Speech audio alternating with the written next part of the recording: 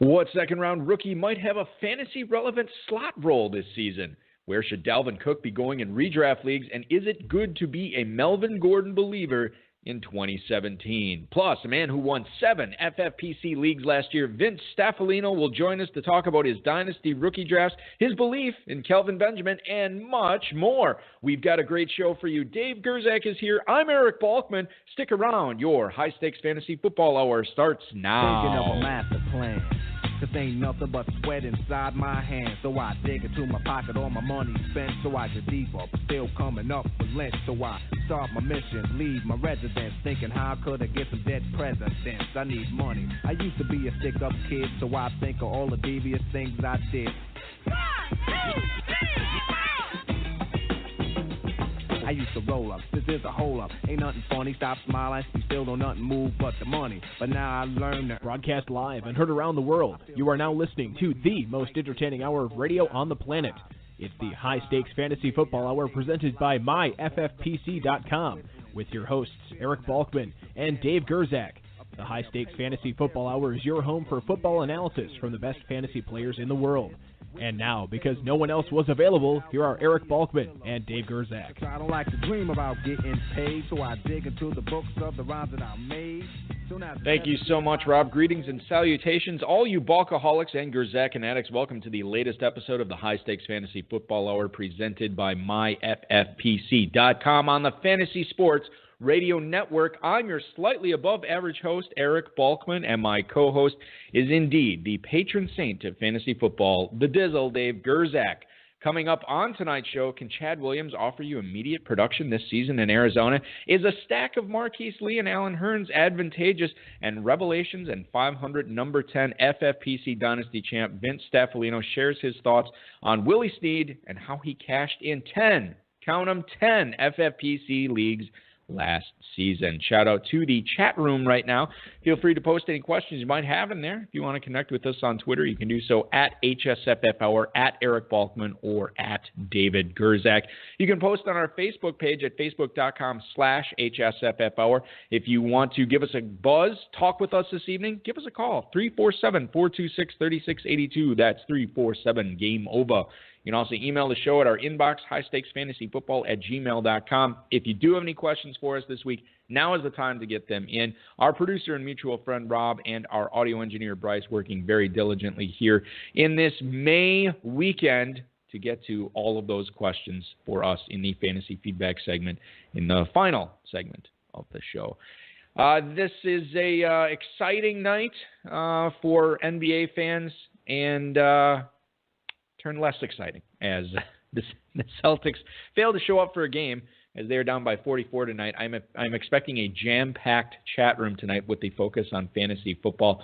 FFPC rookie drafts have rolled on. They started off last week. A lot of private leagues had their rookie drafts, including the Blake Carrington Dynasty League, Dave, and it was a very exciting first few rounds. How did it turn out for you? You got to be happy overall with what you've added to your squad. Oh, yeah, I'm crushing it, Balky. Are you being sarcastic? I can't tell. You know, I did okay. I mean, I didn't have a first-round pick, so my first pick was the 202. Right, and I believe you promptly traded that pick to me.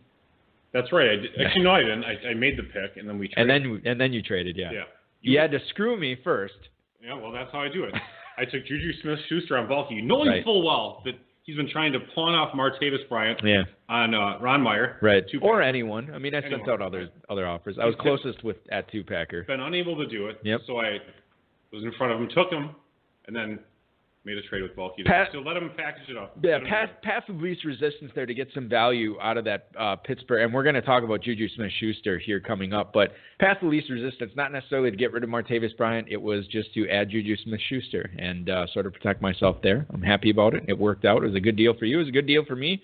And I'm thrilled. So I've added in that rookie draft, not that anyone cares, but I'm going to say it anyway, O.J. Howard, JuJu Smith-Schuster, Marshawn Lynch, and Josh Reynolds so far. And I think I'm done because I traded my fourth-round pick. Yeah, so Lynch was pretty cheap for you. I thought the Josh Reynolds pick was nice, actually. Good. Yeah, I know you like the Reynolds pick. I was actually looking for Taywan Taylor there, and you took him 2 picks before it got to me. But so I was jealous of that pick, so it worked out nicely. Okay. let's before we get into the show tonight, let's take a quick question from the chat room. Jay Berg wants to know, is fantasy Twitter on drugs? Why the hate for Michael Thomas and the love for Mike Wallace? I have not seen this on Twitter. I don't know what he's talking about. Michael Thomas, to me, seems like an easy guy to rip on right now because everybody can say, oh, he's a one-year wonder. He wasn't even a first-round pick last year, playing with Drew Brees. Well, drafted him highly. Everybody's going to focus on him now, the defense, because there's no Brandon Cooks taking the weight off him. I think he's in for still a good season. Yeah, I mean, he shouldn't have any problems. He'll get just a zillion targets. So. Yeah, he should. Yeah. And Mike Wallace, I don't want to, because this goes to your whole, let's not talk about these teams with crappy offenses so much. There's a lot of playmaking opportunity in Baltimore, not a lot of playmakers on the team. Let's just see how this thing plays out before we get into Good that. Point. All right, moving on tonight, ladies and gentlemen, I want to bring your attention to a new feature with the FFPC. You can create your own league. If you wanted to create a classic, draft expert, super flex, what have you, you have that ability now, and then you can contact your buddies, and as long as they have an FFPC account, they can join up that league with you. The payouts are the same. It'll be a very exciting time for anybody who's interested in creating a league to their own maniacal whims and taking advantage of your buddies. It's the way you play fantasy football, and hopefully you do more of that at myffpc.com. More details on the forums there, as well as the main event early bird. We are counting down to that. Only 12 days left to get that discount on your team. Don't worry, Balky. No one's going to sign up until like 2 days beforehand. And then everybody does. So it always happens. Deadlines create action. Yes. Chris will be inundated as usual. And there's nothing we can do about it. It's okay. Joking aside, make sure I'm not even joking. If you are drafting live or for any of the events out in Vegas, make sure you're getting hooked up with this room discount. We don't want these to run out. We don't want any problems. Don't stay at the Motel 6. Yeah. Jockey Club. Get hooked up. Stay on the Strip for cheap. Planet Hollywood. The link to do that is again on the forums, the FFPC blog. It's all over the place. It's on your league pages.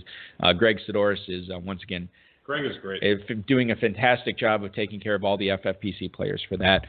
So definitely check that out. And, of course, if you wanted to draft live high-stakes leagues out in Vegas, Dynasty startups going off this summer, draft experts, classics, super flexes, all myffpc.com. They have spaces, but, of course, our draft here sold out right away. This is the first draft to sell out. The draft that we're broadcasting on Blog Talk Radio and on Fantasy Sports Network. The Football Guys draft. Oh, yeah. Yes, that's another thing I didn't even mention. The Football Guys Players Championship kicks off on June 4th. That's only a few weeks away, a couple weeks away, actually. So check that out, too. And that league is filled, but plenty others are available. So check that out. Pick your time and date now. Ladarius Green was released yesterday, according to Adam Schefter. Given the concussion issues that Ladarius Green had, Dave, this wasn't surprising that Pittsburgh decided to move on. So Jesse James is going to be the starter there in Pittsburgh. If you own him in a tight end premium league like the FFPC, is he a safe cut in Dynasty? Or are you done with Ladarius Green? Yeah, you definitely should be cutting him. Is there any value in Jesse James or any of the other Pittsburgh tight ends? Yeah, I mean, there's starting tight end in the NFL. I would say Jesse James has the best shot to break out. Okay. Does this maybe not necessarily the fact that we're kind of throwing cold water on the Pittsburgh tight ends? I mean, there's some value with Jesse James. Does this accentuate guys like Antonio Brown, Martavis Bryant, and JuJu Smith-Schuster? Yeah, I mean, they're going to get more targets. I think that's where the value is there. He's going to actually get some looks. Yeah. So, I mean, Antonio Brown might get a few more targets. Well, yes, if that's even possible. Let's bleed in. This bleeds into our next topic here, and that's JuJu Smith-Schuster having the size and ability to be a potentially successful slot receiver in the NFL if Pittsburgh wants to play him there, according to ESPN.com's Steelers reporter Jeremy Fowler. Smith-Schuster has the hands. He has the catch radius. It looks like he could be a very good possession receiver in the NFL. And if he is going to be the slot receiver, obviously taking over for Eli Rogers in that role for Pittsburgh this year, it might actually take some targets away from Martavis Bryant. Darius Hayward-Bay is still bumming around Pittsburgh trying to catch the ball. Antonio Brown is a super stud. You look at the ADPs for these guys, Dave, it's going to get closer as the season goes on, but Martavis Bryant right now going at the 705. JuJu Smith-Schuster in drafts since the NFL draft has been completed, still going in the 24th round. So obviously he's not even being taken in classics. He's only going in draft experts leagues. I got to believe more people will be taking Smith-Schuster higher, and I think Martavis Bryant is, because of this hip injury news that Ed Bichette revealed on the radio this week, maybe his ADP actually falls a little bit further as well. It might, and actually that might end up being a little bit of a value to actually take Bryant, as much as I hate to say it. At the 705? No, I'm saying if he drops into like the 9th round or something like that, then I'd be more interested in looking at him. You're looking at a receiver in the 9th round. He's probably like your number 4 or 5. So, I mean, then you're, as far as a risk-reward goes, it's almost foolish not to take him there. Yeah, and you can always grab Schuster later. But the thing is, Brown gets so many targets. But I think there's definitely a role for a number 2 receiver that can make hay in that offense. And one other guy we should bring up, too, on this, I mean, obviously Le'Veon Bell is going to be the centerpiece of this offense. Well, maybe not the centerpiece, dual centerpiece with him and Antonio Brown. He's going to get a lot of looks as well, and this is only going to help him. Chad Williams signed his 4-year rookie deal yesterday. Financial terms not immediately disclosed, according to... We're giving out contract terms now. azcardinals.com. Contract information. No, just that he signed. We don't know the information. News is light today. He was, remember, Chad Williams was at LSU. He got charged with marijuana and firearms possession. He was suspended for a game. He later transferred to Grambling State, was not invited to the NFL Combine, but this guy has become a darling on draft Twitter. This is there's a lot of love for Chad Williams as the cycle came closer to the NFL draft, and even post-NFL draft. There's a lot of people, yourself included, that is in on Chad Williams. Now, you look at this Arizona receiver situation, it's clear to see that Chad Williams has an eventual path to playing a pretty big role in that Arizona offense. What about year one? What about 2017? Is there anything there with John Brown and his sickle cell, with Larry Fitzgerald supposedly on his last legs, with J.J. Nelson being very inconsistent? Is there a spot for Chad Williams to be a redraft guy right away? I don't think he'll be very impactful year one. I think he's just going to learn behind Larry Fitzgerald, which is a great person to learn behind. I don't think people are all that knew much about Chad Williams before the draft. It took the Cardinals drafting him that early. Not that no one knew anything, but he wasn't really hyped up that much. But afterwards, and then listening to the comments from the Cardinals front office is really what's done it for me, at least. Yeah, they love him. He fits what Bruce Arians wants to do there. I think the question mark for Dynasty is who the quarterback's going to be there, because they kind of missed out again on QBs this year. And Carson Palmer is maybe on purpose. Well, because they're looking for somebody next year. Maybe they just didn't like the crop of this crap. That's funny. I read last year, or I heard from somebody that last year Arizona was actually looking for a quarterback, and they didn't like the current crop last year. And then this year, they didn't like the current crop. So then next year, again, you always hear this. Maybe they're a little too picky. Hey, maybe they are. But shouldn't you be picky with your franchise quarterback? Well, eventually you have to go out with somebody. It seems like you have to go on a date. Yes. It seems like at this point, a week or two after the NFL draft, everybody reveals their way too early mocks for 2018 or for the following year. And it always seems like they put way too many quarterbacks in the first round. Well, this year's no different. But it is a loaded quarterback class again. I mean, there's a guy from Wyoming who's supposed to be very good. Josh Rosen from UCLA is supposed to be good. The Miami guy, he was going to come out possibly, but he only had 1 year of experience, right?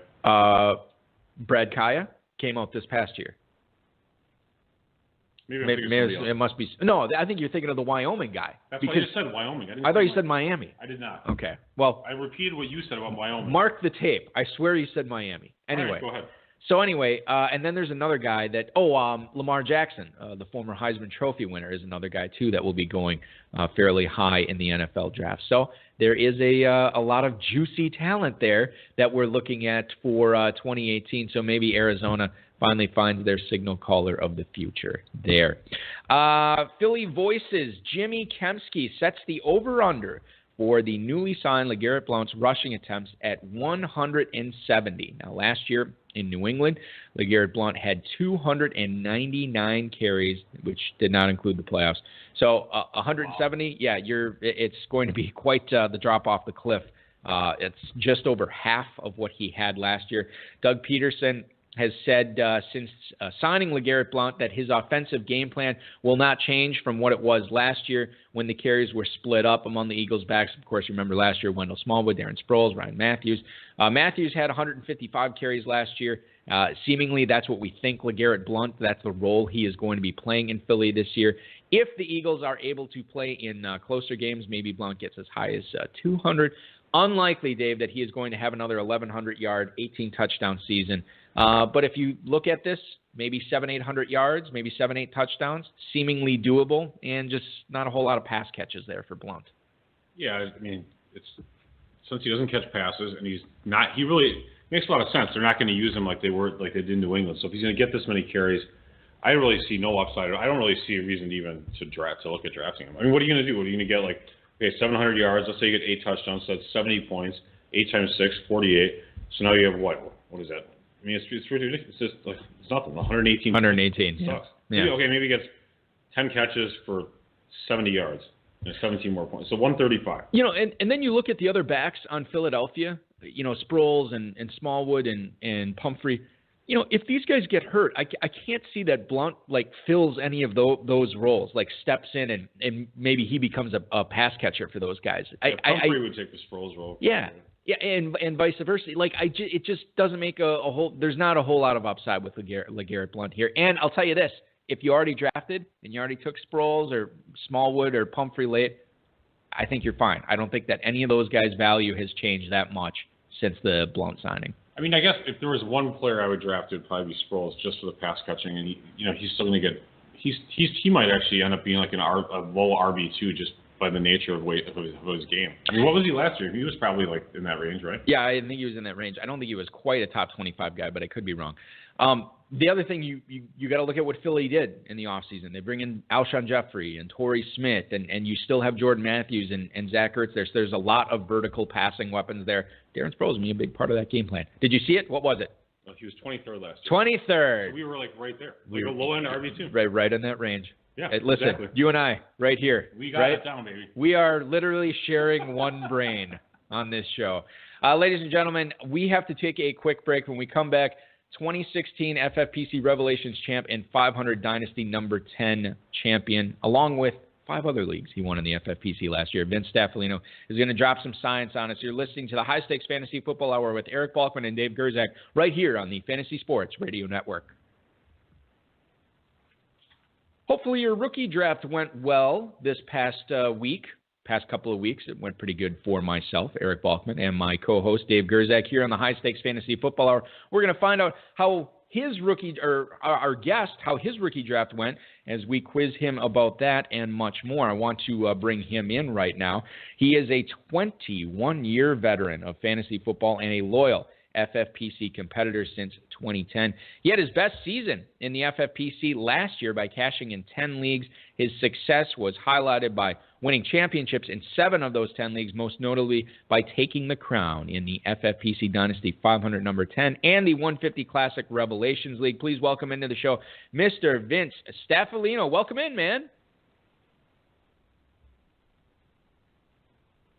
Vince, are you there?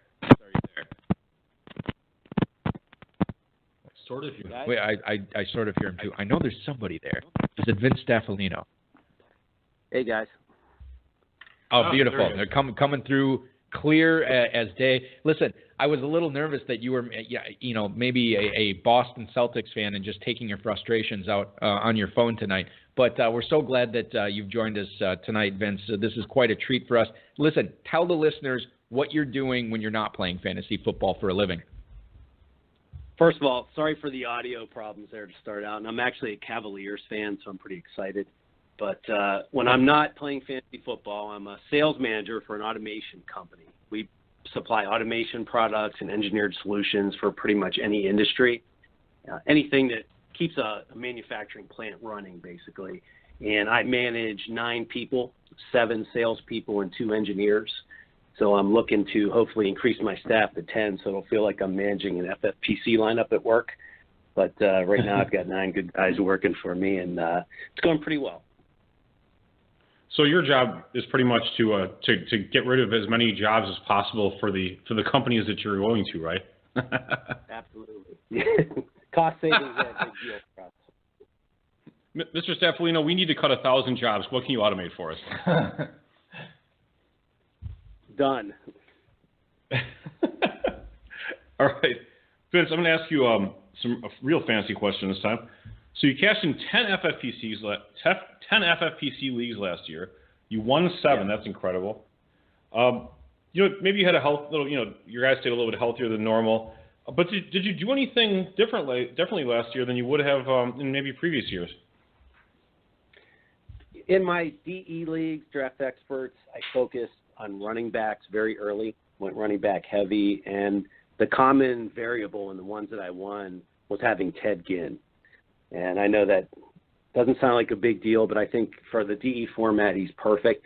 And I don't know if that was just blind luck that he was on my 4 winning draft experts, but I think there's definitely a correlation there to the success. Vince, I'm curious when you mentioned Ted Ginn, because he is the type of guy that these draft experts players, love to go after, these big play receivers that you never have to worry about when you're starting them, because if he has a big game, he's going to be in your lineup. Were there any other receivers like Ginn that you took last year that you're maybe a little disappointed about because they didn't perform as well? And maybe is there a guy this year like Ted Ginn, or maybe it's Ted Ginn again, that you've actually been targeting as a big play receiver that could help you win a lot of DEs again? Well, Philip Dorsett comes to mind. I think early in the process, late February last year, I took Dorsett on a few teams, and he obviously was a bust. This year I'm looking at Kenny Stills. I think he's a really good one to grab when you can. I think he had, 7 or 8 touchdowns last year. So he can definitely pop a big week for you here and there. Yeah, Miami paid him big money, Dave, and he was a big play guy. Still very young, too. And you look at who's ahead of him, underachieving Devontae Parker, a guy like Jarvis Landry who doesn't run the same routes as Stills. Stills is a guy that could be big in DEs this coming year. What about Leonte Carrou? Leonte Carrou. Is he still playing? Yeah, is he still in the NFL? He's still there. Hey, you think about speed streaking down the field. Julius Thomas is the first guy that comes to my mind, too. Plenty of guys like that in Miami. No, thanks. Vince, you were the Revelations title holder. I don't know if you guys had, Revelations, you guys are kind of quirky. Do you have a belt or anything that you guys pass around every year? If there is a belt, I haven't been told about it, so somebody's holding out on it. See, what you should have done, actually, what happened, if you win again this year, you should then create some sort of traveling trophy and then put your name on it.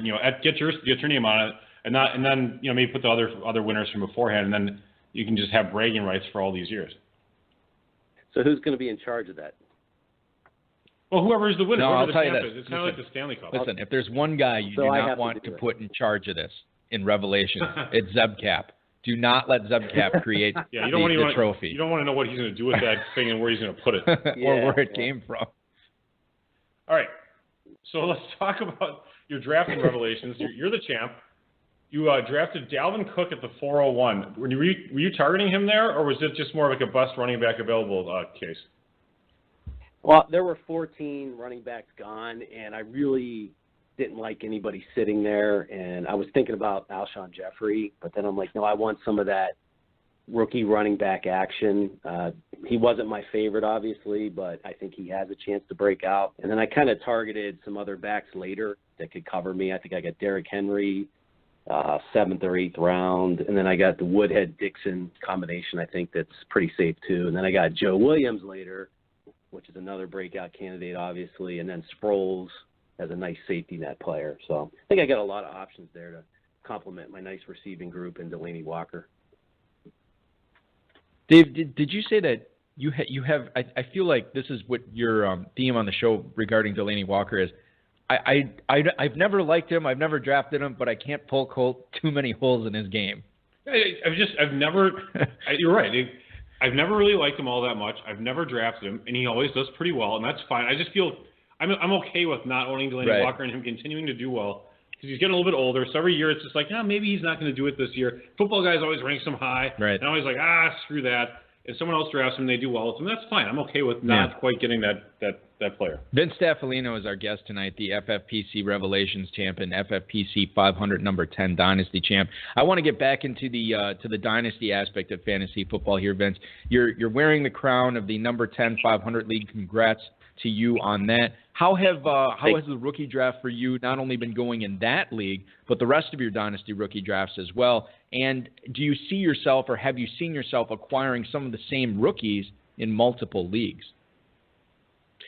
Well, in number 10, I pretty much traded away all my draft assets last year to build a team, to build a champion, and I picked at the 412 this year and actually just traded up a couple spots yesterday to get Aaron Jones. So he is somebody I'm pretty positive about because of Ty Montgomery's injury history, and Jamal Williams is still unknown. I know he seems to be the higher valued player over Jones, but I'm feeling pretty good about Jones. In the other leagues, I got a lot of Chad Williams and Kenny Golladay. I think maybe too much, so we'll see how that goes. In another league, I grabbed Kareem Hunt and Deontay Foreman, where I have Miller and Ware. So I got the double handcuff action going there. So it's a lot of roster spots, but I think that's a pretty good play, good way to handle it. A double handcuff action that usually costs quite a bit in Vegas, Dave. Listen, the other thing I wanted to ask you about, Vince, with your Dynasty leagues, as far as trading up to get Aaron Jones, this is an interesting Packers running back situation that we're looking at, not only for Dynasty but for redraft as well. Montgomery's injury history you mentioned. Obviously, Jamal Williams is a bit of an unknown, but he's also had some injury problems at BYU. You look at Aaron Jones, if he is the type of guy who could rise to the top of the depth chart by necessity if the Packers need him to be, could he be the type of guy who could have 15 to 20 touches in a game and maybe carry your team for 2 or 3 weeks? I think so. I think he can, definitely can catch the ball as well, which in that offense is huge. I think it would be one of those late season push types players, especially in weeks 14, 15, 16, where you see him ripping off 25 points a game. There's always a guy that happens upon us every year that carries somebody through the playoffs into a championship, and I think he could be the guy. Definitely could be the guy. I'll tell you who needs the guy right now, the Boston Celtics. I mean, Cleveland has their third string. No one cares about your stupid NBA. I can't, but Vince does. He's a Cavs fan. That's why I'm bringing it up. It's just insane watching it. He doesn't need to watch it. Vince, let's shift back to Revelations here. They covered tonight.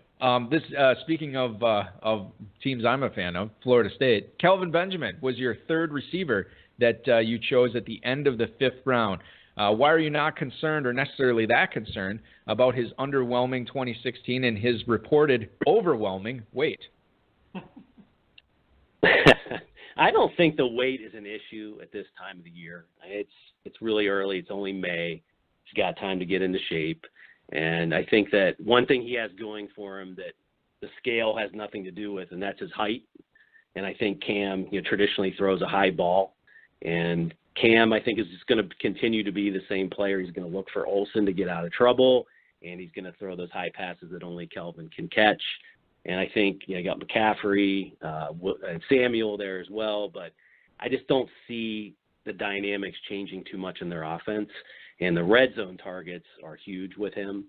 And I think if Cam is backing off of carrying the ball, Benjamin is going to be who he's looking for naturally. So I think he's a great pick at the end of the 5th round there. What do you think, Pops? Well, I mean, I was just thinking. You're the Florida State guy. Well, I was just thinking, it's not necessarily about Benjamin, but just thinking about, you watched all these mock drafts that happened, throughout, since February on, and so many of them until April came along had Leonard Fournette going to the Panthers at 8. And I just think, the fact that they took McCaffrey there, and then took Curtis Samuel later, kind of shifted what that offense could have been this year had they taken Fournette instead. I mean, if they take Fournette there, they probably don't take Samuel, and they're more of like a hard-pounding running team that uses Olsen underneath. Now this year, what? I don't know if I buy that. Well, I'm just saying. I buy, though, they wouldn't take Samuel because they took Fournette. Well, I don't know how much their skills complement each other between those two. Anyway, with Benjamin, what? Don't give me that look. Well, I mean, McCaffrey and Samuel's skills, everyone's talking how they overlap too much. No, I think they did this the yin and the yang. They're the perfect combination. I love that in that offense. No compliment. Now you have a direction. They're both wearing a red dress. Yes. Zeb Cap's wearing a red dress, and so is his boyfriend. You have Samuel and McCaffrey both moving in the same direction on this offense. You put Fournette out there with Samuel, and everything goes crazy. Like nobody knows what the hell is going on. Are we a ground and pound team? Are we an electric up and down team? Who the hell knows? Vince, what do you think about this? I just really don't see them changing, and I know a lot of people are going to think Cam's going to start dumping the ball. I just don't see it. So I'm thinking status quo with Benjamin further removed from the injury, and him and Olsen being the primary targets. So you probably don't really like McCaffrey that much, especially for redraft purposes and possibly even for Dynasty, just due to that. Is that correct? I took him in one Dynasty league where I had a high pick, and I'm pretty stacked at running back there, and I just thought about trading down. I'm like, no, just in case I'm off on my theory here. He's a nice hedge to have. So that's what I do a lot too with multiple dynasties. I'll take a guy in one team and then hedge on another team just to protect myself. Yeah, Balky does that a lot, and I do think I do agree, especially like when it's one of those guys like a McCaffrey or like Fournette, let's say, or even like Dalvin Cook, for example. I wasn't a huge Dalvin Cook guy, but I actually drafted him in one league. Right. Just because it's like, okay, if he's awesome, I don't want to be like the total moron. At least I'm like a moron on like 90% of my teams. Well, and I'll bring this up too, and I'm not going to name the player, but you said to me in the midst of all these rookie drafts, and you're also doing the startup, I've totally missed on one guy, this one guy. I haven't gotten him. We should talk about him tonight. I don't want to talk about him because what if somebody snakes him because they're listening to this? Well, I own him now in one league. So now we can talk about it? Yeah, I mean. Okay. So you just tell me the story today, or repeat what you told me. Well, I was just, and then we'll ask you about this, Vince. I was right. just mad because I hadn't drafted Joe Williams at all. The guy who quit on his team, and then he came back, and like they say in my cousin Vinny, the two Utes. He's a Ute from Utah. He is a Ute. But I read the Monday morning quarterback article, MMQB. If you look it up, MMQB, Joe Williams, Utah, or whatever, and just Google it. And it's just amazing. I mean, like the team was like infatuated with Joe Williams, and he wasn't on their draft board. And who was it that had the dream about him? I'm missing his name now. Kyle Shanahan. Yeah, it was Shanahan. Was like totally wanted to draft this guy, and convinced the front office to take him. He had a dream about Joe Williams? I think he said he had a dream about him. I'm trying to remember. And remember, even before the draft even happened, they were saying that Carlos Hyde doesn't really fit the offense. Yeah. He kind of sucks. I mean, they hate they hate Hyde. Anyway. Yeah.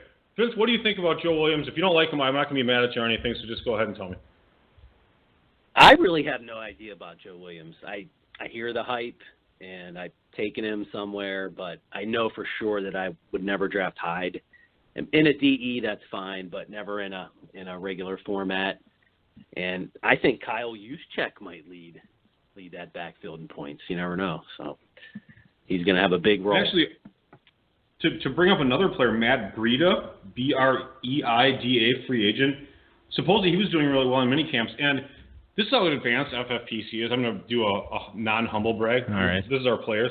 This guy emails me, and he's like, hey, can you guys add Matt Breida, I think that's how you say his name, to the database? He's not added yet. I'm like, okay, sure. So I email the guys at Big Game Software. In Sports Data, who's the NFL's official data feed people, they didn't even have this guy in their database yet, so we had to create him out of thin air. Wow. And put him in there. So we're ahead of Sports Data. We're ahead. You didn't have to create him, but the digital representation of him. Now he's a available fantasy asset. Thank goodness we have great listeners like Aunt Jemima in the chat room who read my mind. We're burying the lead here with San Francisco running backs. Tim Hightower is still floating around the league in 2017, and he's another guy who's back there. I mean, and you never know what's going to happen with Week this. 13, he always is doing something. Well, yeah, I mean, clearly that's what's going to happen. Hyde and Williams are going to get hurt. Obviously, Hyde will, and then Williams will just say, you know what, to hell with the Niners, and he'll quit on the team, and then you'll have Tim Hightower and Kyle Juszczyk just crushing it for people who are in the fantasy playoffs. Listen, and along those lines, don't forget about Sean Drawn in New York now for the Giants. Oh yeah.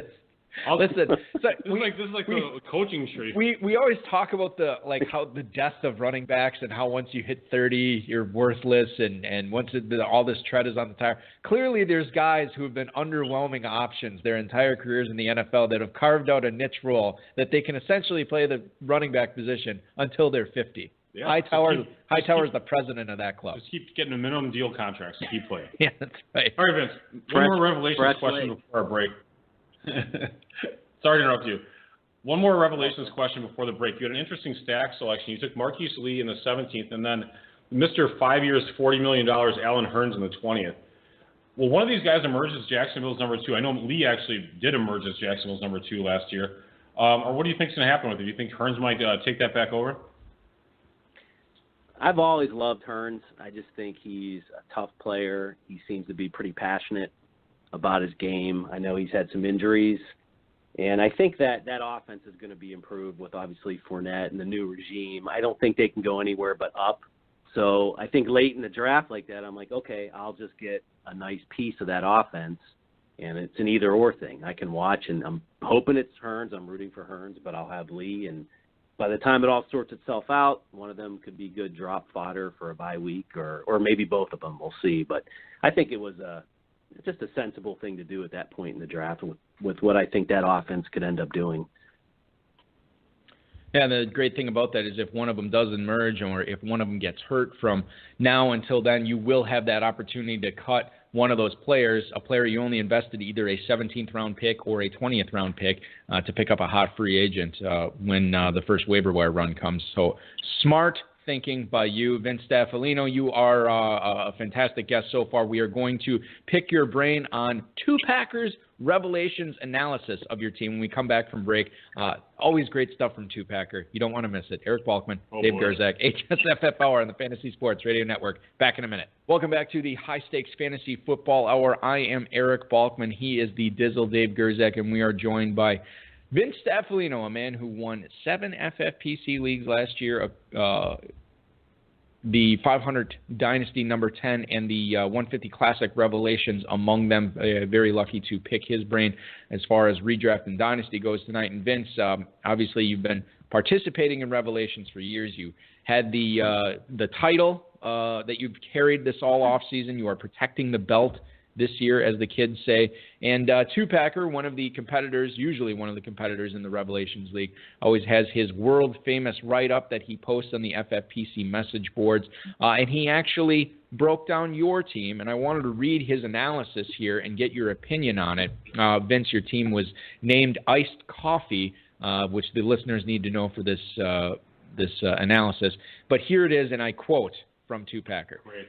Iced coffee. I just want to start by saying I hate iced coffee, but I like this team. My boy Nick Manderfield loves it, and when he orders it at the local coffee shop, he orders as I'll have the Ron Meyer. He's a bit of a Richard Cranium, if you know what I mean. Obviously, he went to the school or Ron Meyer in punting the RB position. I believe Ron had a few scotches while he was writing this. Starts the draft with Jordy, Dez, Delanie, Dalvin Cook. Seriously, a rookie with a bad combine and offensive line is your RB1, exclamation point, exclamation point.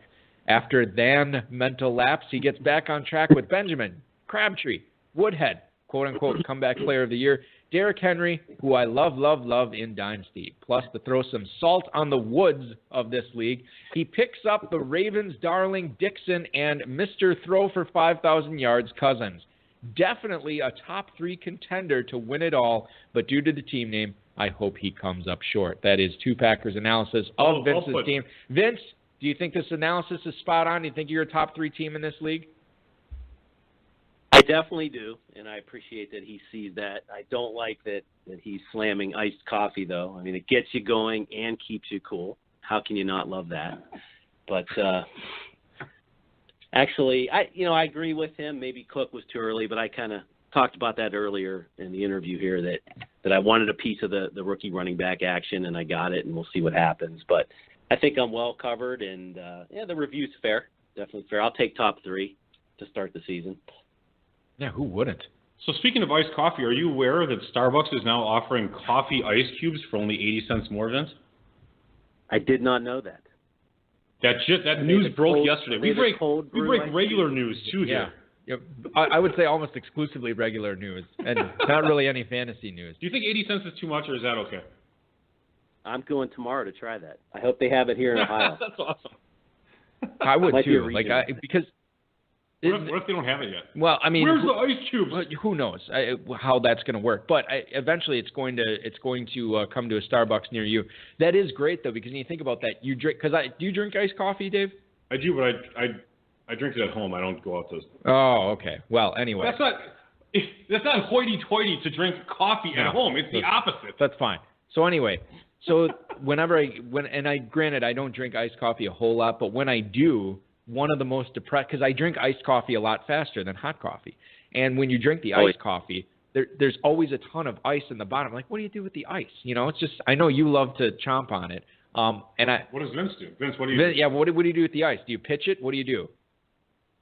I'll just leave it in my console, and then when I get back out to my car, it's melted a little bit, so it's like you're getting more iced coffee then, just a little bit lighter, though. Now it's even better. It's called second drink, yeah. So now you have the coffee melt, and you have fresh coffee. Freshly percolated melted coffee. It's almost like a glacier melting. It's like you're getting it all back. Yeah. Listen, let's get it all back to fantasy here, Dave. All right. Vince, you've already done a bunch of satellite drafts this year. A bunch of people that are listening have not. What has stuck out to you differently in 2017 that didn't happen last year or the year before? Pretty obvious thing, and it's that all the rookie running backs are going way too early, especially before the NFL draft when we didn't even know where they were going to go. So it's something I avoided doing, and I'm hoping that pays off for me. Other than that, everything seems to be standard strategy that people employ for DEs. Have you seen Have you seen the abandonment of the zero RB theory, or is that still kind of going on? It seems like it's a half and half thing. You'll see a few teams that'll take, the big three up front, obviously, and then everybody after that grabs the receivers. What's interesting, it's kind of off the topic, but the super flex drafts, where the quarterbacks are going, how early they go, how some people start with three quarterbacks in a row and then try to recover from that. I'm really liking the super flex format. I'm trying to do half and half in my DEs this year, half regular, half super flex. I gotta love the super flex, where making quarterbacks great again, Dave. It's a new format for us, but I love it actually. Yeah. I think it's pretty cool. Hey, and if you want to get your buddies to join, create your own league, myffpc.com, superflex. Always pitching. Hey, listen, Vince, we have some. Normally, what we do is I'll go through the emails that we get in for the guests that week, and I'll handpick a couple that I think are good that can help out a lot of people. This week, we're going to do something a little bit different. Because I had one emailer send in 5 different questions. And nope. I think they're all pertinent, and they're from actually a guy that everybody knows on this show, Zeb Cap, your Revelations competitor, a guy who has played in a lot of FFPC leagues, and I just figured he would have full reign. Get the filter out of your of picking your brain tonight. So he writes in, "Hi, David, Eric. Here's a few." I'm shocked that it's him, Eric. I'm really shocked. I can't believe it. Yeah. But bring him on. Yeah, no, color me surprised as well. Hi, Dave and Eric. Here's a few questions for Vince. All right, and feel free to blast through these questions as fast as you want. Vince, would you rather have Butts X, Jackie, Knopf, or Jenny Talia as a fantasy team name? No, I'm not going to say none of the above. You got to pick one of the three. I'm probably going to go Jenny Talia. I think it's an underused, undervalued name. There's a lot of the first X going on out there, so steer away from that right now. Yeah, I'm with you. That's a little bit overused. I didn't even know Jenny Talia was a thing until now. I just reading this for the first time. Speaking of Jake Butts X, do you think Butts X would be dirty? I've actually considered changing my last name to Butt and getting a divorce, so my wife has to be referred to as Butts X. That's really the ultimate in divorce revenge, is if you change your name so that your ex is always referred to as that. Anyway, dirty or not dirty? I think that could actually make getting divorced pretty fun to have that revenge factor. But yeah, I'd say not dirty. All right, not dirty. Did not see Vince going that way on that one, but this is why we read them. Which group me chat do you prefer? 500 Dino League number 1 or 250 Dino League 69? You come across as the type of guy that likes Dino League 69. Dino 69 has a lot more people in it, and I think, the more the merrier for a 69 chat. 501 is our kind of old guard group, and all those guys are in the 250-69 group with some other guys from other leagues. So I'd say 69 has a lot more action going on right now. Yes, for sure. And you only need 2 to make it exciting. Okay, let's bring it back to fantasy here. This is Zeb's fourth question. Several months ago, the highly regarded Brown franchise traded you a late 2017 second-rounder and Willie Snead for Jamison Crowder. This was prior to the Cooks to New England trade. I think you got the better end of the deal now that Cooks is gone, but I also think Ted Ginn could match some of Cook's production. You know I am a Snead lover. Send me an offer for him. You know you want Cameron Brate and Rashard Matthews for him. Give us your bold prediction for Snead's 2017 production. Does he outscore Ginn or Fleener by more than 2 points per game on average? So to big picture this, your forecast for how Willie Snead finishes 2017. Willie Snead is going to be a top 18 WR. That's my prediction. So a mid-range 2. And I'm not. Okay, I figured that much. Sorry, Zeb. But Michael Thomas, is he a top 10 guy? I mean, is this just Boffo production for New Orleans for their top 2 guys again this year? I believe so. Even with the extra backs that they have now with Kamara and AD, I just don't see it happening. It's going to be Breeze lighting it up as normal, especially at home, and I think he's got 3, I don't have in front of me, but 3 other dome games besides the games in New Orleans. So I do see Thomas as a top 10 and Snead as a mid-2, and again, having some big weeks here and there. That's interesting. I hadn't really considered Willie Snead a whole lot this year, and I mean, not that I just right. ignored him either. I just hadn't really thought about him as being dynamite now that Cooks is gone. But certainly, and obviously my soft spot for Kobe Fleener, even though I'm off him this year, certainly is preventing me from loving Willie Snead as much as I should. I think that they like Snead enough that I know that they were having problems with Cooks, but I think they felt really comfortable not having Cooks around because they thought Snead could actually pick it up. And they get a first-round pick to help the defense, so it worked out. As usual, it won't work for them. Willie Their Snead defense will never get better. Well, Willie Snead, Dave, obviously you can't see this. Guess where he's going in FFPC drafts right now? 7th round. 612. So good guess. 612 is his ADP right now. So that's interesting. That could be a very, very good value if he is a top 18 receiver. Final question from Zeb. In closing, would you rather negotiate a trade with Biplab Mandel while hungover or a divorce settlement with your smoking hot wife? Oh, wow, that is a tough one. I'm going to pass on that question.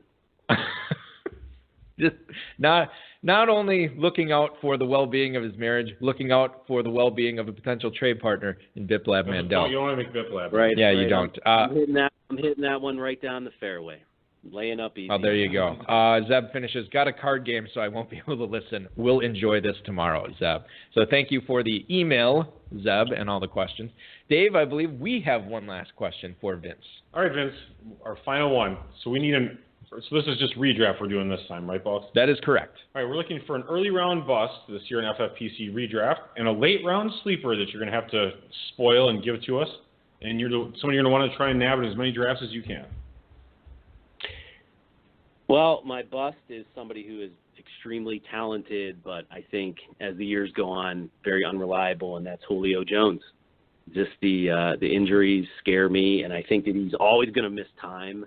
And I just don't want to be vulnerable to the time that he misses, and it might be when it's really important in weeks 12 and 13 and in the FFPC, FPC, and 14, 15, 16 in other leagues. So like you said, love Julio. He's an incredible talent, but I think this is going to be the year where he misses even more significant time. It's just a feeling that I have.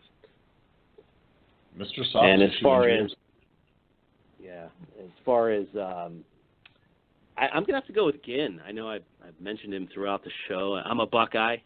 Buckeye alum, so I love Teddy Ginn, but not just because of that. I really think in that offense, he still has the juice and the jets, and I just really see him doing good things, and I think he's going to return a lot of good value from where you can get him. So let's bring up Curtis Samuel a little bit. Do you think he's going to be the young Ted Ginn coming out of the same school? No, I don't think so. I really don't think we're going to hear much from him this year. Interesting. He's a boss. Yeah. Okay, well, listen, Vince, very entertaining, very informative tonight. You've suffered through ZebCap questions, and for that you deserve a Congressional Medal of Honor. Nice job there. I want to thank you for coming on the show and wish you best of luck in all your leagues. Congrats on the success you had last year, and here's hoping to making 2017 even better than last season. Thanks so much for coming on the show, man. Thank you very much, Eric and Dave. And one last thing, I just want to say a quick prayer to the patron saint of fantasy football to get Indiana fixed because I'm moving there in 2 weeks. Thank you. Yikes. Okay, well, we are on that. The sbfsta.org. Go there, donate. We're going to do what we can for Indiana. See what's in the cards for that state. So very good stuff from Vince tonight. Are you surprised about the Ted Ginn thing, Dave? A little bit. We speaking of something we haven't heard much of. I mean, very little about him, but it does make some sense actually. This guy's still got some speed left. The other thing that I thought was interesting, and not necessarily of what Vince said, but just I was thinking about Julio Jones the other day, and I never really owned him before last season, and I had the 2 pick in a Kentucky league. I think it was a Kentucky main event. And I'm like, you know what? I've never owned Julio Jones before. I'm going to draft him here and just see what all the hype is about. Because yeah, exactly. Just try it out. I was like, I took him for a test drive, and you know what? I'm good. He is not the receiver for me. He's fantastic. I mean, he's really very great. It was fun. For a few weeks, I'm like, oh my God, 36. Oh my God, 39. How many weeks you played him most of the season? Yeah, but not even in the weeks he played. I mean, there was some clunkers in there too, which was frustrating. And I mean, some call lunkers if you put the clunk in clunker. So I don't know. For me, I think he's and I know that Wayne Ellis in the chat said that he loves Julio Jones this year. I don't know how many teams I'm going to have a Julio Jones on. You're totally right. Actually, speaking of clunkers, I mean, I didn't really realize I didn't own him last year. So, he had a 2.6 point game, a 4.9 point game, a 5.9 point game, a 7.5 point game, and then missed weeks 14 and 15. So that's like 1, 2, 3, 4, 5, 6 games out of the 16 that he effectively didn't show up. Right. I mean, he was phenomenal on the other games. 76 catches for 1,313 yards. And 5 times. Why does he never scores that many touchdowns? How does this guy, when you're 6'3", 220 pounds, not score 10 touchdowns? I mean, seriously. I'm with you. And the other thing to keep in mind with Julio is Julio Jones is when he does get hurt, I think he has a tendency to not want to miss time. So I think he grits that out more than you'd really want him to. And when he plays hurt, he doesn't produce. You know what I mean? Yeah. He's like and you never really know. Yeah. So frustrating. So, and there were times he's just a decoy where he's just sitting there. Yeah, I don't know why I couldn't find the word decoy in my vocabulary. Maybe it's because 5 seconds. Maybe because he's a DE pick this year. Just don't worry about starting him. He'll play when he's ready. That is going to do it for our Vince Staffilino segment. Great stuff from him. We're going to take a quick break. When we come back, we'll answer all of your emails coming up here on the High Stakes Fantasy Football Hour on the Fantasy Sports Radio Network.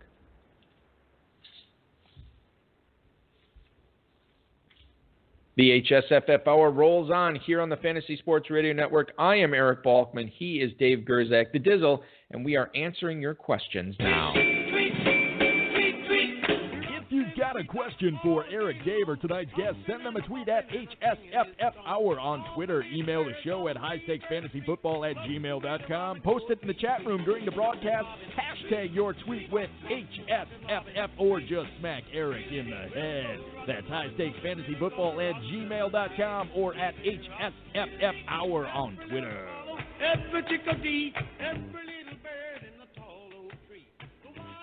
Sorry about that.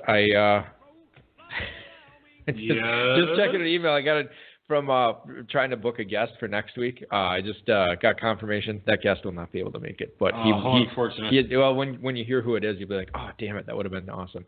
He's going to come on a future week. Let's get to emails here, Dave.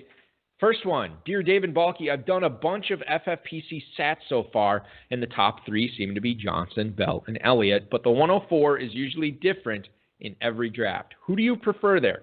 Beckham, Brown, or Evans? That is Bruce in Detroit, Michigan. So there's a few different ways to look at this. As electric as Odell Beckham has been the last couple of years, I think he's in the conversation. Antonio Brown has been the number one receiver in fantasy football for I don't know how many years in a row. And then Mike Evans, a guy who's getting, I don't have my final figures on this, believe he had over 700 targets last year in October alone. So I think that you have to look at him as a potential 104. 171 targets. I was a little off on the 700 in October. So you look at Beckham, Brown, and Evans. Who's your favorite to go at 104? If the Dizzle is picking at the 104. I would take Antonio Brown. I like the consistency, and I'm not as big of a Beckham guy. I do like Mike Evans actually quite a bit, so he'd be really he's a close second for me. Brown's the type of guy, like if you want consistency, go with him. If you want the guy who really could be like the number one overall player in fantasy, Mike Evans has that upside. Could do it this year. And the overall player, I don't quite see it. Well, you never know. With as many targets as he gets. I mean, David Johnson had 410 fantasy points last year. Right, but you also have to look at the possibility that, not even the possibility, just the legitimacy that running backs tend to get hurt a lot more than receivers too. So there is a shot at it. I'm not saying David, but okay. I'm not saying that he's going to be. Right. You're not going to bait me into an I got five on it this, but you never know. Yep, you never know. That's true. Anything is possible. Chad Williams could be the number one receiver in fantasy for all we know. Not possible. Sonny in Medford, Oregon. By the way, that was Bruce in Detroit, Michigan. I don't know if I said that. Bruce. Sonny in Medford, Oregon. Thanks for the email. I haven't heard you guys talk much about Wisconsin's own Melvin Gordon. Is he going to duplicate what he did last season? Thanks, guys.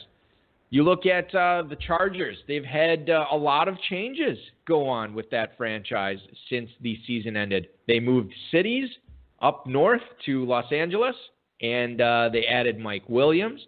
They have who was the other guy that they got in that offense? Anyway, Keenan Allen. They're getting Keenan Allen back from 2016. Basically, ostensibly missed the entire season. A lot of changes on that offense. They still have Henry, Gates, Travis Benjamin. They didn't really get rid of anybody. They just keep Williams. Keeping guys. Yeah. They keep adding guys. Yeah, they keep adding guys. So what does this do for Melvin Gordon's prospects this year? To me, this guy sniffs a lot of regression to the mean. I think he'll be all right. I mean, I think he's going to get a lot of action. I don't love his talent, but I think he'll be okay. I don't want to get into a whole conversation about touchdowns with you with Melvin Gordon, but he had a bunch of them last year. Now, maybe that doesn't change. Danny Woodhead really didn't play at all last year either, when he had the injury. So you look at Melvin Gordon, they haven't done a ton in the backfield. Nobody really competing to be the starter. Can you take a guess at where he is going in FFPC drafts right now? Oh, that's a good question. And here's I feel like I've been getting close on these guesses, so I'm going to have to botch one of these sooner. Well, I mean, you botch it. And then would you take him there? I don't know, 210. He's actually going at the 112 right now. Oh, so it's clearly way too rich for you. Way up. Well, no, maybe by a round. You were just asking where I think he's going. I mean, it doesn't mean right. And so if you think he is at the 210, you would not be investing a first-round pick into him or a turn pick. You asked where I thought he was going. I know. You didn't ask what I thought that's of the that's the second part of it. Right. Now I'm asking that. I'm just assuming that you would not be willing to pay that for Melvin Gordon. Who are my other choices in that same spot? It's a good question, Dave. A Dez type guy? I'm sure a Dez type guy would be there. As I load up my little website here, of course it's not loading. Okay, so at that you're looking at Devontae Freeman. Okay. Jordy Nelson. Yep. Rob Gronkowski. AJ Green. Yep, AJ Green. You know, that's sort of that area. I have to spend a little bit of time on it. Those guys are all not that. I mean, they're not. They're all totally different players. Yeah. Well, I mean, I really haven't set rankings to that part of the draft. Right. I mean, I don't mind Gronk. I don't mind AJ Green. And just in a general sense, Devonta Freeman, I don't mind him either. Yeah. So, I mean, it seems like that's not a bad part of the draft, I guess. How about that? Yeah, it's definitely not. Gordon right in between McCoy and Freeman as far as running backs go right now. I'd have to also see what kind of running backs are out there, like the 3-12, 4-1, and the 5-12, 6-1 turns. So if I'm looking away from Gordon, I'm going to have to kind of go down to the 3 and the next couple of rounds to make sure I can actually get a running back I like. So. Would you like to get into that? Not right now. Okay. But I'm just saying. Because I could do it. I'm willing to do it. Should we structure my whole? How long we got here? Should I just go through my whole draft strategy if I had the 11 pick? Well, let's. You're right. Let's slow roll that out this season and not give because they're going to stop listening if you give out the whole Dizzle strategy. Football guys though, they'll do articles like that where it's like, hey, this week's article, the 8th pick in your strategy. Yeah, it's like, I've seen that. It's like, oh my god. They're not the only ones who do that. I know. There's plenty of websites that do people are looking for content and to put out. Yeah, and then to read. And then there's us. Hey, let's just talk about your whole draft strategy in one 90-minute show. We have important stuff to talk about, like ice cubes that are 80 cents and made of coffee. But to me, it's a slam dunk. You pay the 80 cents. Yeah. You're already wasting $5 on some bitter coffee. Why not waste $5.80? Chad in Texarkana, Texas. Is it smart or stupid to take DeMarco Murray in the mid-second and then back him up with Henry in the 7th or even 6th? That is Chad in Texarkana, Texas. I think I know how you're going to fall on this. Why are you investing one fantasy source why are you investing 2 roster spots into that? 2, premium roster spots into that in Murray and Henry? Or is the smart play just take one or the other? Yeah, I mean, if I liked Murray, I would take him, and then if Henry was there, let's say Henry's ADP was like the mid-7th round. I would not go to the 6th round to get him. 709 right now. Okay, so if I was like the 706 or whatever, and I drafted him at the 207, let's say, I drafted Murray at the 207. Right. That's where I would look to take him. And if he went earlier, whatever, I don't care. See, that's interesting to me because I feel like when we had this conversation with Arian Foster and Ben Tate a few years back, you were totally against, don't do it. You go look somewhere else. Try. I don't think it was the 2nd and 7th, though. 7th is getting a little bit later. I felt like Tate was up there. Maybe he wasn't that high. I don't know. Maybe. I don't know. I don't remember. Was that the year that the F from Fantasy Alarm reached for Tate in the 4th? Was he on a different team? Yeah, that was. Ben Tate's been on different teams all across the league for multiple years. Wasn't that when Ben Tate was on Cleveland? Yeah. I feel like he was on the Browns then. Yeah, Jeff Manns took him in the 4th round. Yeah, that was entertaining. That was in Pros versus Joes too. Yeah. So we got to actually broadcast that live. Boy, and rip on him live. And he didn't call in. Big surprise. Smart. So let's. Well, I mean, I get it. You're not going to call in when you were fricasseeing him when he's. I'm sure. Was he listening even? I don't know. He might have been. I doubt it. Moving on. Dear Tom and Deshaun, after last year's awfulness, that was a word, is Hopkins going too high again this year? I'm not sure the end of the 2nd is far enough down the board for him to return appropriate value. Keep up the average work. Leon in Freeport, Illinois. Thank you for the email, Leon, and congrats on getting larger. So you look at DeAndre Hopkins getting Deshaun Watson or Tom Savage throwing him the ball, both probably significant upgrades over Brock Osweiler last year. 212. Is that a good spot for DeAndre Hopkins to be going this year? Because last year was 104, 105, 106. You're talking about essentially 18 picks lower than where he was going last year. I know that earlier in the draft season, it seemed like Hopkins you could get sometimes in the 3rd. I actually saw him in the early 4th in one league. But now it seems like he has, over the last 2 weeks or so, settled in sort of at that 2-3 turn, which is actually the spot that was reserved for T.Y. Hilton last year, as we comically pointed out in nearly every draft. Whoever was the 1 spot seemed to get T.Y. Hilton at the 212 or the 301. So you look at DeAndre Hopkins, Dave, at the 212. Yay or nay on selecting him there? It's an interesting question. I actually thought I was going to say that I'm interested in doing that, but I'm going to pass, actually. It's going to be a hard pass. Hard pass. Wow. So pass. So you went from, probably to a hard pass. What did you see? What did you look at? First of all, I remember last year, I thought that actually when he was with Osweiler, he was doing a little bit better. And maybe I'm incorrect on that. But, I mean, he finished his WR 36 last year. Right. Will Fuller's a year older. Is probably, a little bit better, just as far as running routes and doing things. Right.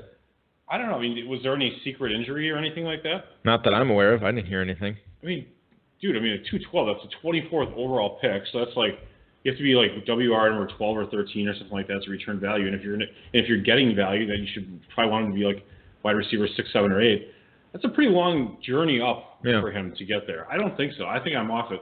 I'm not. I know that he's performing. He's done it before. Why should I take the risk that he has to go back and, hey, I showed you. Look at it. I knew Hopkins was great. He came back and he did it. Right. Big deal. And by the way, I thought last year a lot of people were off of Hopkins because he had so many targets the year before. Remember? Mm-hmm. Wasn't it like he had like 190 targets and it's like, oh, we're off Hopkins. There's going to be regression, this and that. So maybe Hopkins was already previously a little bit overvalued, and now he's still, people still have a little bit of memory there that they're still drafting him high. I was going to say let's play Would You Rather, but I think you're going to say you'd rather have any of these guys. Jordan Reed, you'd rather take there, FFPC? I guess. I don't like taking injury-prone tight ends. Okay, then let's skip that. Okay, Brandon Cooks you'd rather have? Yes. Leonard Fournette? Yeah, probably. Greg Olsen you'd rather have there? Yeah. Okay, here's one. Who would you rather? This is so stupid because you wouldn't take either of these guys. Real-life teammates, DeAndre Hopkins or Lamar Miller? And I know you don't like either one. Oh, man. I'll take Miller. What about Doug Baldwin? You'd rather have him, right? I mean, it's kind of early to take him, but I never draft Doug Baldwin, but I mean, he was like. I'm starting to really warm up to him. Yeah, he always produces. Yeah. He's just an awesome pro. I feel like this is not the last time we're going to revisit the discussion between these two guys, given how they both were high draft picks last year and both really busted. DeAndre Hopkins or a guy who's going in FFPC drafts 7 picks after him, sometimes 8 picks, Allen Robinson. Robinson I get behind a little bit more. I'm more of a believer in Blake Bortles, actually, because I think Tom Savage is just terrible. And I think Deshaun Watson, I don't believe in him either. So I just feel like you have to look at the quarterback. I think if Bortles isn't getting drunk all the time, like that's been the rumor, that he's working with these QB coaches, I think Bortles will have a little bit of a comeback season. And I think Robinson will be fine. Robinson is the alpha dog wide receiver on that team. Right. I think the other guys are just picking up scraps. Yeah, that's totally true. Demaryius Thomas, you'd rather have than Hopkins? Yeah. I know you're a Thomas fan. Yeah, anyone can be throwing him the ball. Our buddy Leroy can be throwing him to Demaryius Thomas will have 90 catches with Leroy. Right. Yeah. He's fine. If only he didn't drop so many, he could really have these balls. I was the one who dropped. No, I'm talking about Thomas. I wasn't a rip on you. Demaryius Thomas, doesn't it seem like he's like perpetually like 25 or 26 years old? I think he's like 30. I feel like he's always 28, but I don't know how old he is. But I think that's what he is. Like he's like 29 or 30 right now, and he doesn't seem like to me he's always like this uber stud that just. Yeah, Thomas was 13th last year with whoever the hell. I don't even know who was throwing. Trevor Siemian was throwing to him last year. It's like, whatever. Yeah, he is now 29. He was born on Christmas of 1987. Yep, I actually knew he was born on Christmas. I don't know why. He and Jesus were born on that day. Yeah. Okay. So you have maybe he's football Jesus. You have definitely better options there if you want to. It's not like Hopkins is the only guy that has the upside to win you an FFPC main event or something like that. There's plenty other great guys there with less risk. Yeah. Don't take Hopkins. That was that was a real deep dive into Hopkins there. Well, it might be the last time we do it this season if we're both off of them. Don't worry, Houston's bad enough. We'll be talking about them funny. Greetings, and yes, that's very funny. Greetings and salutations. I know Dave is a believer in Jimmy Graham bouncing back, but so are a lot of other FFPC drafters. He already bounced back. Is the mid-4th too early or just right for Jimmy Graham? That's, I believe, Terry in Wilmington, North Carolina. Thank you, Terry. I feel like it's just right, just like the porridge was not too warm or too cold. Do you remember? Oh my God! I'll tell you a story about that. The porridge being too warm or too cold. So my son, did you have some porridge? No. My son, who's 3 years old, now last couple months he's been on this kick where his name is Lucas. Yes, he wants me to tell him. I tuck him into bed and then he wants to hear a story. And So now I just kind of make him up with his favorite characters from his books and from TV, and He's very smart. I try to teach him a lesson from that day with using these characters. When you tell stories, he's very smart and demanding. Well, he's very demanding. He's like, no, and make sure this guy isn't it, and I don't want to hear about this, and it has to happen, and this has to happen. It's got to take place here. But anyway, so before all this happened, I was trying to think back of the stories from my youth, and the fairy tales I heard. And, I remember Goldilocks and the Three Bears. Okay. You know that one. Have you ever read the story of Goldilocks and the Three Bears in its original form? I don't know if I have. I don't know. Is there an R-rated? Extraordinarily violent. They snap her neck, really? Dave. Yes. The bears great. snap her neck and she dies. I'm Right. reading this off my phone in bed to him, and I'm reading, and my eyes are bulging out of my head that I am not telling my 3-year-old son that this bear got pissed off about this girl sleeping in his bed that he just snaps her neck and really? I'm not telling her. I mean, oh my God, it was so awful. So I don't even know what I said. I made it like oh, you were lost, and we're taught to take care of people who, are need help, and then they all had the right temperature porridge, slept, and then the morning came and they walked her back to her house or something like that. It was terrible. I'm telling you, it makes me wonder about all these other fairy tales that are out there right now that I don't know the horrific meanings behind. Balky, I think you got to get off the fairy tales and go to Looney Tunes. And you need an authoritarian character like Foghorn Leghorn. Right, yeah. We're not getting into Foghorn Leghorn. I said boy! Yeah, we had enough Foghorn Leghorn at work today. We're not getting into it tonight.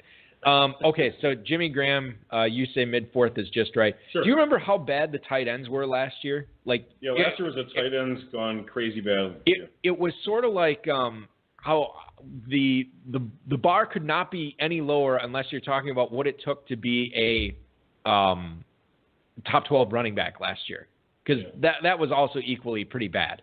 So you look at the tight ends this year. Jimmy Graham is the 5th one off the board behind Reed and Olsen. He actually, if you miss out on Reed and Olsen at that early or late second, early third, you can actually get Jimmy Graham in the early fourth, and then the next guy going off the board is Tyler Eifert at the end of the fourth. So Graham seems to be in that sweet spot. You're on board with that right there.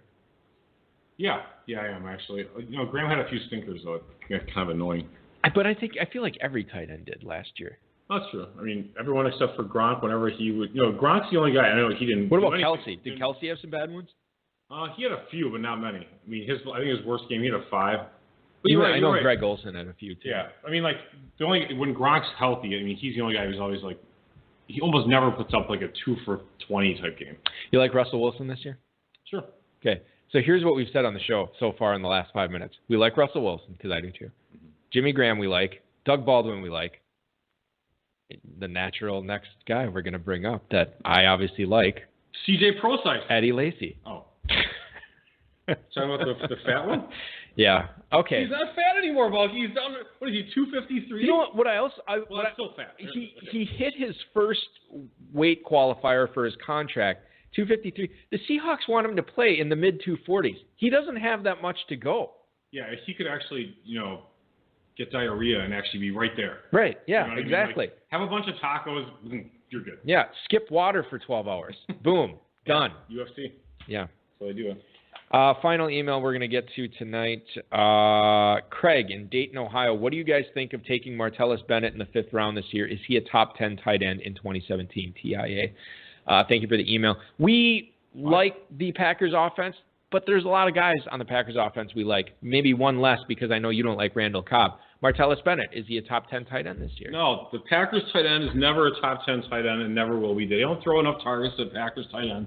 They never do. We've talked about this in the past. It's always 90 targets. It's not going to happen. No. Okay. So when's the last time the Packers had a tight end like Martellus Bennett? Who knows? Jermichael Finley? Bubba Franks. Oh, you're just going to gloss over Finley like that? Chimera? Yeah, Chimera. Who was the other guy in the 80s? Paul Kaufman. Paul Kaufman, and then after that it was Ed West and Jackie Harris. Remember those two guys? Ed West made a lot of good The toolbox, as what the kids called them back then. So, okay, I think Martellus Bennett is a top 10 tight end. You do? I do. I'll bet $5 on that. I would bet 5 on it as well. I didn't think we were going to sneak one in. I got Martellus Bennett finishing in top 10 tight end for FFPC. I have him not. I got 5 on You're cool with FFPC scoring for that, right? Oh, yeah. Okay. Whatever. Great. And that's going to do it for our show, ladies and gentlemen. We end on a wager in preparation for the big Preakness Stakes tomorrow that we'll get to lose thousands of dollars on betting on all the races tomorrow. So that'll be fun. Super effective coming. Ladies and gentlemen, thank you so much for tuning in tonight. I want to thank Vince Staffilino. I want to thank Dave Gerzak. I want to thank the FFPC, Rob, Bryce, and of course all of you who once again dutifully tuned in. Very cool of you to do so. Remember to make your Planet Hollywood reservations now. Sign up for the main event early bird. Your time is running out on getting that deal. It is the best deal you will get on a main event team for the rest of the year. Draft now with the satellites and all the Dynasty startups that are coming your way starting in a couple weeks, actually. Scott Engel, the Fantasy Hall of Fame Hour is up next if you are listening to us on the Fantasy Sports Radio Network. Thanks so much. Enjoy the Preakness tomorrow. Hopefully the Celtics get their act together. We'll get to see some good basketball. Your weekend starts now. This has been another episode of the High Stakes Fantasy Football Hour presented by MyFFPC.com that was broadcast live and heard around the world. Eric and Dave will be back next week with more analysis, interviews, and advice from a guest much smarter than they are. Thanks for listening, and we'll talk with you again next week. Him again, the sound that engine in is like a bird. You see fireworks and Corvette tires skirt the boulevard. I know how you work, I know just who you are. See, use a picture almost probably switch inside your DNA. Did you ever own Mark Chmura in fantasy? I don't think I played that. I didn't play that long ago. But you owned Finley, right? Yeah, Finley. Okay, so you were a believer then. Not like you were never a believer. It's not the exact same people, You're totally right, and you know what? It's better. Whatever.